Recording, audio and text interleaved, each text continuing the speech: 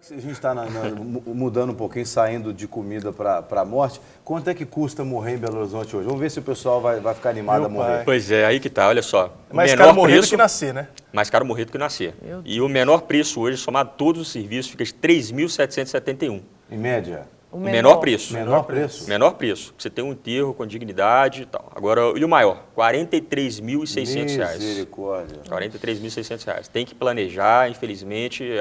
É claro que é uma pesquisa que eu não quero que ninguém utilize. Mas se precisar... Muitas vezes a gente não pensa, né? Exatamente. Esse é o pior momento, porque, Feliciano, já passei assim, a gente como pastor passa diversos velórios, acho que mais velório do que casamento às vezes, e você sabe que nesse momento a família está mais propícia, debilitada a gastar tudo que tem numa coroa de flores, num caixão, vai indo e a funerária já tem um jeitinho certinho. É isso que eu ia falar, esse negócio é uma indústria, a morte é uma indústria aqui no Brasil. Essa é a preocupação que nós temos com essa pesquisa, exatamente tudo isso que você falou. Na verdade é o seguinte, o que acontece hoje, há um momento, quem já passou por isso sabe, eu não estou falando aqui para o consumidor que amanhã perdeu o pai, perdeu um parente, ficar pechinchando o preço, não é isso. Mas ele tem que ter noção dos preços e tem que ter noção que tem um mercado em volta disso. Inclusive, o ideal, nesse caso, na negociação, não é que a pessoa próxima, por exemplo, meu pai faleceu há 5 anos, não é que eu fosse negociar. São que meus tios, meus parentes próximos, amigos, ficassem atentos ao movimento que você faz ali de comprar uma urna, comprar um túmulo, que você não seja extorquido ali. Porque diversas famílias são extorquidas nesse momento. Eu já disse, eu tinha uma tese em São Paulo, inclusive tenho, que para mim todo diretor de marketing de empresa nacional, multinacional, grande, devia pelo menos uma vez por mês entrar em contato com esses rapazes dessa indústria funerária, porque esses caras são marqueteiros ao ponto de pegar o teu sentimento lá do fundo usar facilmente, e faz, como assim? Você não vai... Muitas vezes a pessoa se sente culpada de não estar gastando ali, porque na mente da pessoa que está perdendo um ente querido, é uma forma, tipo assim, de honrar aquela pessoa que está indo. Exatamente. E aí que eles pegam nesse ponto, né? Isso você falou tudo. Na verdade é o seguinte, nem sempre o que pagam mais pelo enterro da pessoa é aquele que tem mais dinheiro. Na verdade, normalmente é aquela pessoa, vamos supor, de classe média, que tem ali uns 50 mil que a pessoa guardou, você quer dar a última homenagem para ela, e eles obviamente sabem disso, olha, você imagina seu pai faleceu, nossa, ele era tudo de bom, não, uma pessoa ótima, tal, vem cá, essa urna aqui é melhor, tal. Isso é um mercado, entendeu? Isso é um mercado que a gente tem que ver. É claro que nós queremos dar a última homenagem para um parente, para uma pessoa querida, de melhor qualidade, mas a razão, ela é completa, a emoção é completamente inimiga da razão para qualquer tipo de consumo. Agora, as floriculturas, agora nesse feriado de finados, sofre uma inflação muito grande? Sofre. Eu tenho, inclusive, os preços aqui das floriculturas também, para você ter uma ideia. Tem preço de tudo aí. Tem preço de tudo. Estou querendo comprar um monte de papel aqui com preço de tudo. Pois é, não, olha só, eu já vim preparado. Olha, na verdade, as floriculturas sofrem com a inflação nesse período. Eu costumo dizer que você tem 2 horários bons para comprar flor, né? Um antes, obviamente, você comprar, vamos supor, feriado é sexta-feira, você comprar na quarta, quinta-feira, que a flor vai durar e você, obviamente, vai colocar lá, homenagear. Né? E outro horário é no final do dia, principalmente se tiver chuva, comprar dos ambulantes. Porque eles chegam lá, param a Kombi, né, compram as flores, vamos supor, um vaso de crisântemo médio que custa de 6 a 45. Eles estão vendendo a R$12 lá na porta, na hora que você está emocionado, que você levou, lá estão todos os túmulos enfeitados, menos o do seu parente lá, você fala, vou pagar qualquer preço, porque você mexe com a emoção. Né? Então você sai lá fora no cemitério, paga caro e põe lá dentro, né, e fica satisfeito. Nesse primeiro momento de manhã, que todo mundo normalmente vai pela manhã para ficar, entre aspas, livre, né, da obrigação, né, ele acaba pagando pelo... Essa foi boa. Ele acaba pagando mais caro. Né? Aí no segundo momento, no final do dia, se chove, principalmente que chove, tudo, né, normalmente chove em novembro, né, você tende ali, eles põem o preço bem mais barato, até mais barato que o custo, que é desovar. Porque eles não querem ficar com essa flor durante o dia, porque eles não mexem com isso. Na verdade, são ambulantes que aproveitam do momento, né, oportuno de se estar vendendo ali um vaso de crisântemo, um buquê de flor. Agora, voltando aos preços, olha, um vaso de crisântemo hoje em Belo Horizonte, vaso médio, ele custa de R$6 a R$45.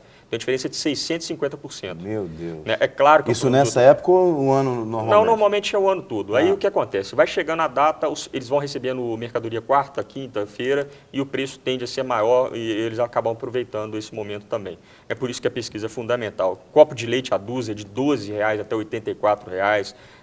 Buquê de rosas, né, de R$20 a R$96. Então, assim, a variação O que você atribui essa variação tão grande de 500%, 600%? Porque o empresário, independente da região que ele esteja, ele compra o produto, teoricamente, do mesmo fornecedor, porque os fornecedores não variam tanto assim, né? Os fornecedores, no caso aí de flores, por exemplo.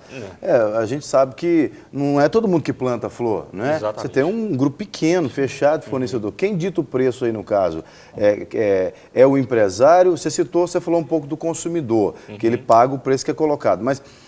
o preço que é etiquetado, né? Talvez não o preço final, mas o preço que é colocado na etiqueta ali. Quem é que determina isso? Porque se é só um grupo pequeno de fornecedores. Pois é, o que acontece? Primeiro, a localização influencia bastante, a comodidade influencia bastante. Por exemplo, você quer comprar normalmente próximo da sua casa, porque você não quer ter o trabalho de atravessar a cidade para comprar um vaso de crisântemo. Então, é questão do mercado mesmo, do momento. Especificamente na floricultura também, é questão de comodidade e questão do poder aquisitivo da população que está inserida no meio, ali próximo do estabelecimento. Se você tem condição de pagar o valor que eles estão pedindo e está pagando, é aquela história, a gente que volta a dizer, se você está pagando aí num buquê de rosa R$ 96, ele está satisfeito, ele está vendendo, ele não vai modificar o preço. Agora, se a flor começar a murchar lá, ele vai ter que abaixar o preço porque você não pagou. Então, você vai ter que reduzir o preço, vai passar a pagar um preço médio de um buquê hoje em torno de R$ 40, R$ 50. Mas você não acha, por exemplo, que eu acho que o vilão dessa história de preço acaba sendo o intermediário. O atravessador. Né? O atravessador. Porque o produtor, quando o atravessador vai lá comprar do produtor, suponhamos aí, o cara vai lá é o Lambra, que chama a cidade de flores, não sei, alguma coisa Barbacena, assim. aqui próximo. Aqui também tem, né? Barbacena. Mas São Paulo produz muito, né? Então, o cara que tem uma floricultura, que é o atravessador, vamos dizer assim, ele vai lá, compra o produto a um preço bem menor, chega aqui, ele põe o preço que ele quer, porque ele tem essa desculpa que ele tem que pagar imposto, que ele tem, como se ninguém mais tivesse que pagar imposto. Né? Todos os impostos estão nas costas dele. Então, você não acha que seria esse, o cara do balcão, que é o cara que determina o preço? Porque, por exemplo, você disse assim, é o consumidor que determina o preço. Que aceita ou não o preço. Que aceita ou não. Mas ele colocou o preço lá, está lá. Ele poderia, por exemplo, dizer que esse pão de queijo aqui custa R$1, ou poderia dizer que custa R$10.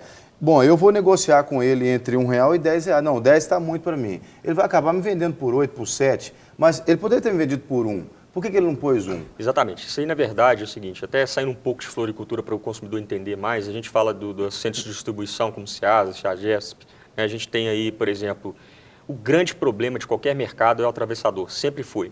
Ele, entre aspas, ele extorque ali o fornecedor, o pobre coitado, que pega seu caminhão, planta, carrega as mercadorias nas caixas, paga o que tem que pagar, ou seja, ele faz até um jogo de mercado. Então, é um mercado muito ali pessoal. Você chega e fala assim, paga o tanto, você quer? Não. E existe uma máfia dentro. Manipulação. Manipulação, exatamente. Um sistema muito forte ali que prejudica o produtor. E com isso, o que ele faz? Ele paga muito barato, atravessa a mercadoria para o fornecedor em mercados, em distribuidoras, e com isso o estabelecimento ali, por comodidade também, muitas vezes, e por estar vendendo, entre aspas, acaba colocando o preço um pouco mais caro. Por quê? Porque meu fornecedor, na verdade, está botando esse preço. Mas muitas vezes o fornecedor dele não é o que produz. Ele não vai direto no campo para comprar. Vou te dar um exemplo de comida daquilo, por exemplo, restaurante self-service. Normalmente tem os distribuidores que vendem para os restaurantes diretamente. Não é o dono do restaurante normalmente é um restaurante pequeno, que a gente está dizendo. Não é ele que vai, por exemplo, num centro de distribuição, conversar frente a frente com o produtor rural e comprar a batata dele mais barata, o arroz, o feijão, não. Ele compra realmente da distribuidora que já manda totalmente ensacado, ou seja, é o valor da comodidade. Então, aí cabe muito o empresário, ele ter essa capacidade de estar negociando, procurando novos fornecedores com maior capacidade, preço e qualidade. Você não pode abandonar nunca. Você fala assim, vou abaixar meu preço. Perder a qualidade nunca. Hipótese nenhuma, porque aí você está condenando o seu negócio. Isso também virou um sistema, né? Porque assim, a falta de concorrência gera um monopólio. Exato. Mas quando você tem uma concorrência, que, por exemplo, isso acontece muito com postos de gasolina. Você tem uma rua com 6, 7, 8 postos de gasolina, eles entram todos num acordo, onde o aumento pode ser tal a tal. Isso acaba virando monopólio, ou seja, é o consumidor mesmo que, no final das contas, vai ter condição de boicotar. Apesar de que existem algumas coisas que você fica refém desse sistema por não causa, tem por exemplo, do como boicotar. combustível. Que você tem que... Não sei se você vai buscar no outro lado da cidade, Exatamente. mas você vai perder até mesmo na queima de combustível. Eu queria fazer essa pergunta para você e também dizer se você tiver alguma coisa mais até relevante sobre as suas pesquisas, por favor, diga que nós quase estouramos o nosso tempo. Não, pois é. Não, na verdade é o seguinte, essa questão é muito interessante, realmente existem assim, a formação de preço.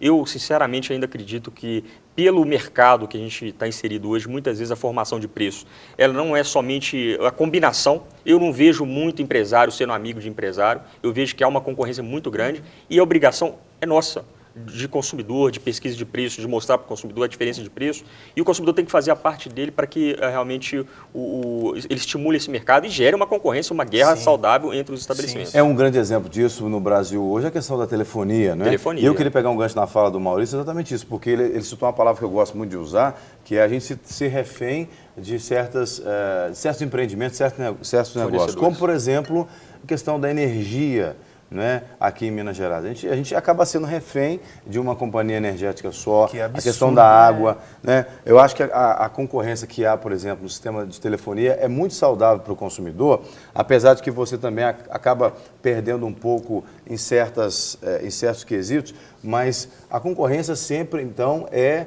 a melhor saída para manter o equilíbrio no sistema de precificação do mercado. É a melhor saída, é uma saída, inclusive, que nós nos preocupamos, como você estava dizendo na hora que você postou a questão da falta de concorrência, já me veio à cabeça a questão dos supermercados. Grandes fusões hoje, nós vamos ficar na mão de 3 ou 4 supermercados que vão ter ali produtos de marca própria e você simplesmente vai ter que comprar ali ou comprar aqui, entendeu? Não vai ter opção. Então, aí cabe muito, é o momento certo, realmente, da gente fazer o nosso movimento de pesquisa, de análise de preço, de valorizar o nosso dinheiro.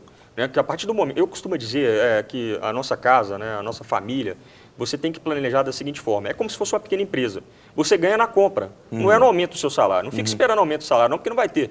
Né? É muito difícil, você tem que ter capacidade de comprar bem, porque aí seu dinheiro vai valer muito mais e vai render muito mais. E tem que encontrar um equilíbrio nisso aí também, né? Porque eu fico imaginando, se eu tivesse a sua cabeça, como você até mesmo disse, né? E até muitas vezes é muito mais arriscado você comprar mais, porque você sabe o preço que está menor, então a tentação de comprar aquele preço que de repente você sabe que está menor ali, você vai querer comprar. Então acho que o consumidor, a dona de casa, a pessoa que está ali fazendo a compra, tem que encontrar um equilíbrio para conseguir fazer uma boa compra, mas também não ficar bitolado, vamos dizer assim. Exatamente, isso é fundamental. A questão do equilíbrio, você fala assim, por exemplo, você compra tudo mais barato, muito pelo contrário. Eu acho que é importante a satisfação que você tem de comprar um produto e saber que você está pagando ou caro ou barato já é uma coisa muito boa. Né? Inclusive, a gente no mercado mineiro, a gente tem essas pesquisas todas no celular. Eu costumo dizer que você imagina, você chega no celular ou você vai no supermercado, aquela sensação na hora que você pagou toda a compra. Nossa, eu comprei menos e estou pagando cada vez mais. Todo mundo fala isso o tempo todo. Né? Agora, a partir do momento que você sabe, não, estou pagando um pouquinho mais, mas eu sei, porque a comodidade, então assim, está dentro do coisa. Então, não pode ser aquela coisa muito focada, você está falando, bitolada, achando que, nossa, eu tenho que comprar tudo mais barato. Não, você tem que fazer bons negócios. Nem sempre comprar barato é bom negócio. Sim. Entendeu? Porque o produto que você comprou pode ser ruim, né? Pode ser ruim, o barato sai caro, como muitas exatamente, vezes não tem a mesma qualidade. Então, o ideal é você ter noção, por exemplo, ter a visão do mercado. Hoje tem essas ferramentas, igual o mercado mineiro entendeu? Ter a visão do mercado e você possa tomar sua decisão com melhor sabedoria e fazer um bom negócio. É aliar qualidade com bom preço. Com bom preço, exatamente. Bom, preço justo. Preço justo. A gente quer te agradecer, mas até mesmo antes de te agradecer, Feliciano, eu quero que você deixe os seus contatos, deixe o site, inclusive você que está nos assistindo, em casa o site que o Feliciano vai deixar aqui para você, ele contém todas essas pesquisas na íntegra e ainda dividido por segmentos. Né? Eu vou me tornar aqui um navegante assíduo desse site, porque realmente nos auxilia demais. Excelente trabalho. Muito obrigado, é um prazer estar aqui, a gente está à disposição, o site está disponível, www.mercadomineiro.com.br, vale a pena o consumidor consultar, pesquisar e o empresário também, até para formar seus preços.